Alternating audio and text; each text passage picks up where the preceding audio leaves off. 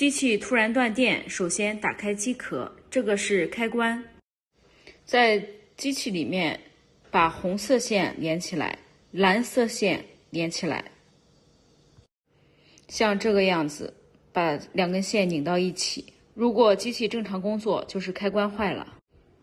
再就是找到机器后面插座处，下面有一个保险丝的置换地方，可以打开，然后把备用保险丝换一下。这个黑色的长方体是适配器，它连接着温控器和水泵。